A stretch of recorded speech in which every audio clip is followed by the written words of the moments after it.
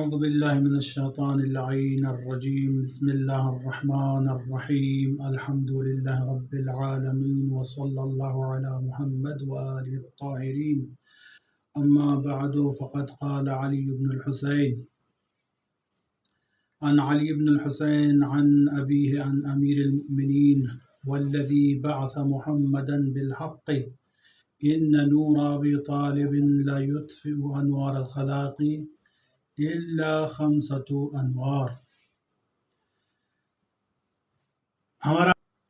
ہمارا آج کا موضوع ہے نور حضرت ابو طالب۔ دنیا میں آج کل مسلمان ہر جگہ پر حضرت ابو طالب کے ایمان پر بحث کر رہے ہیں، اور بہت طویل عرصے سے مسلمانوں کی یہ روش رہی ہے کہ ایک گروہ حضرت ابو طالب کے ایمان کو ثابت کرتا ہے تو ایک گروہ حضرت ابو طالب کے ایمان کی نفی کرتا ہے۔ یہ ہے دنیا کے مسلمانوں کی روش۔ لیکن جب اہل بیت علیہم السلام سے سوال کیا گیا کہ حضرت ابو طالب کے متعلق آپ کا کیا نظریہ ہے، ان کی جتنی خدمات ہیں وہ ہر مسلمان جانتا ہے کہ دین اسلام میں حضرت ابو طالب کی کیا خدمات ہیں، رسول اللہ کے لیے ان کی کیا خدمات ہیں، کیسے رسول اللہ کو حضرت ابو طالب نے پالا، ان کی خدمت کی، یہاں تک کہ اپنے بچوں کو حضرت محمد مصطفیٰ صلی اللہ علیہ وآلہ وسلم کے بسترے پہ سلا کر اور ان کا دفاع کیا۔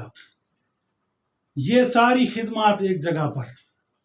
اس لیے میں عرض یہ کرنا چاہتا ہوں کہ دنیا آج تک حضرت ابو طالب کو نہیں سمجھ پائی، اور آج تک یہ بحث چل رہی ہے کہ حضرت ابو طالب مومن تھے کہ نہیں تھے۔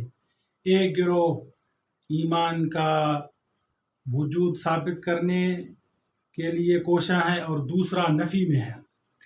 لیکن آئیے اہل بیت سے پوچھیں، ان کے بچوں سے پوچھیں، حضرت ابو طالب کے بیٹوں سے پوچھیں کہ حضرت ابو طالب کی کیا منزلت ہے۔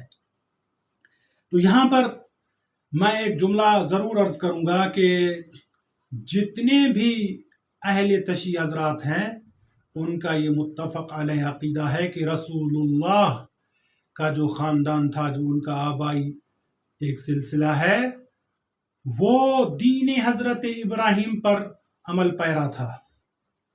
تو سوال یہ پیدا ہوتا ہے کہ جب وہ حضرت ابراہیم کے دین پر عمل کیا کرتے تھے تو حضرت ابراہیم کی شریعت کون تھا جو ان کے لیے حضرت ابراہیم کی شریعت کو بیان کرتا تھا؟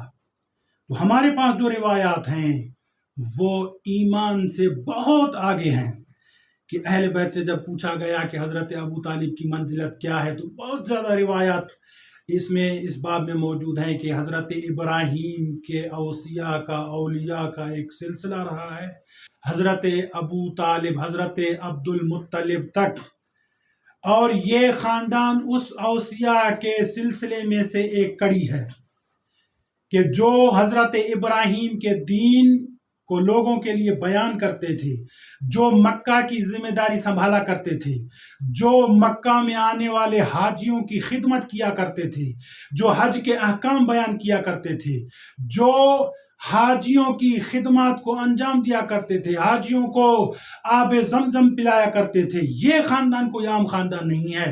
اس لیے جب اہل بیت سے پوچھا گیا، امام جعفر صادق علیہ السلام سے سوال کیے گئے، امام زین العابدین علیہ السلام سے سوال کیے گئے، خود مولا علی علیہ السلام سے سوال کیے گئے۔ امام علی علیہ السلام سے جب سوال کیا گیا کہ ہم نے سنا ہے کہ آپ کے والد نعوذ باللہ جہنم کی تپش میں ہیں، تو اس کے بارے میں آپ کیا کہتے ہیں؟ تو امام علی علیہ السلام کے چہرے پہ جلال آیا اور ایک روبدار آواز کے ساتھ کہا کہ کمال ہے کہ جس کا بیٹا قسیم النار والجنت ہو، اس کا باپ جو ہے وہ جہنم میں ہوگا۔ بیٹے کی اتنی منزلت ہو تو باپ کی کیا منزلت ہوگی. اس لیے روایت میں آیا ہے، امام زین العابدین علیہ الصلوۃ والسلام سے ہم روایت بیان کرنا چاہتے ہیں کہ جو ہمارا موضوع ہے کہ حضرت ابو طالب کے ایمان کی بحث کیا کر رہے ہیں آپ. ہمارے ہاں تو روایات موجود ہیں کہ حضرت ابو طالب علیہ الصلوۃ والسلام کا نور اہل بیت کے نور میں سے ہے، اہل بیت کے نور کا ایک سلسلہ ہے. امام زین العابدین علیہ الصلوۃ والسلام فرماتے ہیں کہ ہمارے دادا امیر المؤمنین علیہ الصلوۃ والسلام فرمایا کرتے تھے کہ والذی بعث محمدا بالحق، کہ امیر المؤمنین علیہ الصلوۃ والسلام نے قسم اٹھا کر اور قسم کھا کر یہ جملہ کہا کہ قسم ہے اس خدا کی کہ جس خدا نے محمد مصطفیٰ کو حق کے ساتھ نبی بنا کر بھیجا، اس خدا کی قسم ہے کہ ان نور ابی طالب لیطفئ انوار الخلائق الا خمسۃ انوار، کہ حضرت ابو طالب کے ایمان کی بات نہیں ہو رہی. مولا امیر فرما رہے ہیں کہ میرے بابا کا جو نور ہے تمام عالم کے انوار پر حاوی ہو جاتا ہے. یعنی جب دوسرے نور اس نور کے سامنے آتے ہیں تو حضرت ابو طالب کا نور سب سے زیادہ قوی اور منور ہوتا ہے سوائے 5 نوروں کے. یعنی فرماتے ہیں کہ میرے بابا کا نور بہت اعلیٰ ہے لیکن پنجتن پاک کا جو نور ہے وہ سب سے زیادہ اعلیٰ اور منور نور ہے. تو فرمایا کہ حضرت ابو طالب کا نور تمام عالم پر فوقیت رکھتا ہے سوائے 5 نوروں کے. یعنی یہ وہ نور ہیں جو اصل کائنات ہیں، جو خلقت کے اسرار اور اسباب ہیں.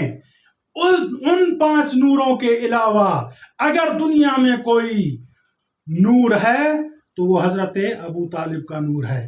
پھر مولا فرماتے ہیں، آگے ایک جملہ ہے، امام امیر المومنین علیہ الصلوۃ والسلام فرماتے ہیں الا، آگاہ ہو جاؤ، خبردار ہو جاؤ کہ حضرت ابو طالب کوئی عام شخصیت نہیں ہے. الا ان نورہ من نورنا، کہ حضرت ابو طالب کا نور ہم محمد و آل محمد کے نور سے پیدا کیا گیا ہے، کوئی عام شخصیت نہیں ہے. پھر فرمائے کون سا نور ہے؟ یہ کون سا نور ہے کہ جس نور کو اللہ نے ہمارے نور سے پیدا کیا؟ فرمایا خلقہ اللہ من قبل خلق آدم بألف عام، کہ وہ نور کہ جس نور سے حضرت ابو طالب کے نور کو خلق کیا گیا وہ کوئی عام نور نہیں ہے، وہ تو حضرت آدم کی خلقت سے 2000 سال پہلے خلق کیا گیا. یہ ہے حضرت ابو طالب کی شخصیت کہ جس کے لیے امام علی علیہ الصلوۃ والسلام کا یہ ارشاد کہ وہ کوئی عام شخصیت نہیں ہے کہ جس کے اسلام اور ایمان اور اعتقاد میں تم بحث کر رہے ہو، بلکہ ہم اہل بیت کے نزدیک وہ انوار الہیہ میں سے ایک نور ہیں، اوصیاء حضرت ابراہیم میں سے ایک وصی ہیں. لہذا حضرت ابو طالب علیہ الصلوۃ والسلام کی خداوند قدوس کے نزدیک ایک اہمیت ہے، ان کی ایک شخصیت ہے. اللہ تعالیٰ سے دعا ہے کہ اللہ تبارک و تعالیٰ ہمیں ان کے محبوں میں شمار فرمائے. اللہم صلی علی محمد.